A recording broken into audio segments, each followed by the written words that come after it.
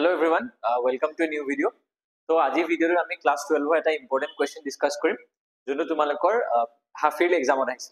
তো কোৱেশ্চনটো হ'ল why n-butyl bromide has higher boiling point than third butyl bromide। মানে n-butyl bromide ৰ boiling point টো কিয় tertiary butyl bromide তছে বেছি হয়। হ'ল তো হেতু কাৰণে আমি দুটা ইম্পৰ্টেন্ট কনসেপ্ট জানিব লাগিব। ফাৰ্স্টটো হৈছে যে boiling point টো তোমাৰ নাম্বাৰ অফ কাৰ্বন এটমৰ লগত ডাইৰেক্টলি প্ৰপৰ্চনেল হয়।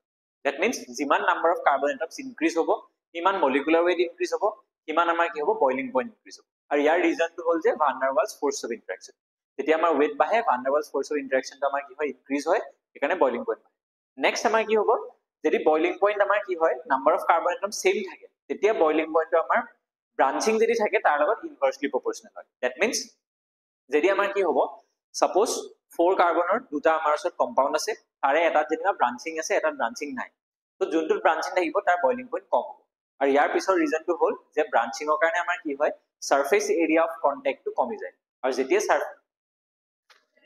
যেতিয়া সাৰফেস এৰিয়া অফ কন্টেক্টটো আমাৰ কি হয় ডিক্ৰিজ হয় তেতিয়া হলে আমাৰ কি হ'ব যে বয়লিং পইণ্টটো আমাৰ কি হৈ যাব ডিক্ৰিজ হ'ব। হ'ব তো সেইকাৰণে ইয়াত কি হয় চোৱা এইটো হৈ গ'ল আমাৰ n-butyl bromide, এইটো হৈ গ'ল আমাৰ third butyl bromide।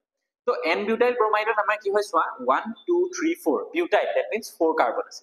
হ'ল এইটো এটা ষ্ট্ৰেট চেইন।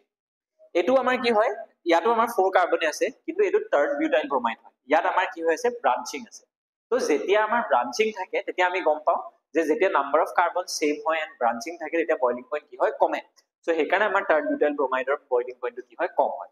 আৰু যদি ইয়াৰ ৰিজনটো লিখিব লাগে তেতিয়া লিখিব লাগিব যে due to branching surface area of contact decreases. আৰু যেতিয়া সাৰফেস এৰিয়া অফ কন্টেক্ট কমিব তেতিয়াহলে আমাৰ কি হ'ব বয়লিং পইণ্ট কমিব। সো এইটোৱে আছিলে। Thank U.